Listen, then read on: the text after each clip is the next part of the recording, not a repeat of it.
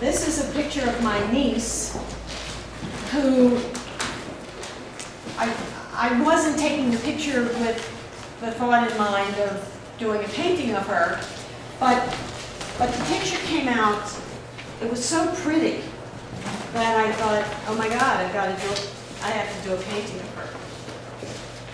Oh, yeah. So she's really pretty.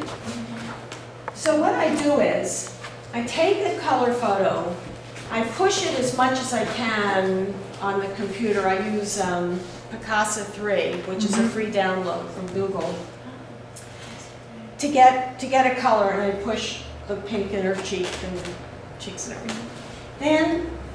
Then I take the photo and I make black and white Xerox copies of it. And I make them at all different values. I'm looking at the size. How close in do you come to her to get that photograph? Oh, I take the photograph and then I crop it and enlarge it. Oh, okay. Okay. And you can see, so I've got 3 different values here. Oh, black and white. So, yeah, because she's not there for me to do the value drawing. I did the same thing. So this is going to be helpful for me when I'm painting my lights and my darks. But then I get one that's sort of middle Top. range, and I draw the lines that I've told you about. Draw the line from the top of her eyebrows to the bottom of her nose to the bottom of her chin and at her hairline. And remember I told you that the 3 sections are pretty much the same size on most people? My niece is perfect, but measuring from her chin to the bottom of her nose was 1.5 inches. Bottom of her nose to her eyebrows was 1.5 inches. Eyebrows to her forehead was 1.25 inches. But I had those 3 lines. I picked my center line, and because her head's on an angle, so I had to, come up with an axis. And then trying to figure out, well, where her nose ends, I drew lines up, and I see that they, if she weren't smiling, 10 to 1, the side of her nose would come right to the inside of her eyes. But since she's smiling, her nose is spreading a little.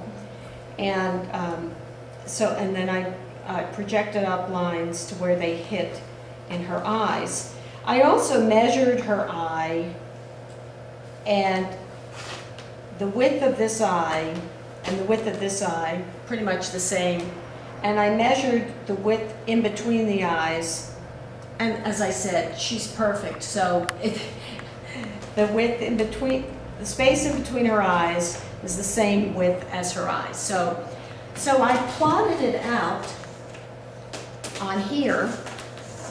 And by the way I got the axis was, I just took the piece of paper where the axis is.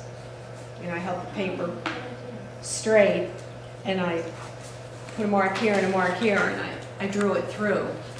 I did this drawing actual size to the photograph. I didn't get into projecting it larger. I think this is like 5 inches. If I want to do it life size, I really have to measure her. I'm still having a little bit of problem in the mouth area. But it was, I did it very quickly today because I wanted to show you how I do this. If somebody's born with eyes that are asymmetric, do you, whether it's from a photo or you're looking at them, but there's clearly asymmetry, do you keep that in, the asymmetry? You know what I'm asking? Well, if you want it to look like them. Like them, then Yeah, you do. Yeah. I mean, my husband accuses me of, don't have a wart because Leslie will paint it. I've been, these are, this is one picture of my niece. I was sort of thinking of doing the 3 faces of Grace. Her name is Grace because I have this picture of her. I love her hair. Yeah, she's got great hair. And I have this picture.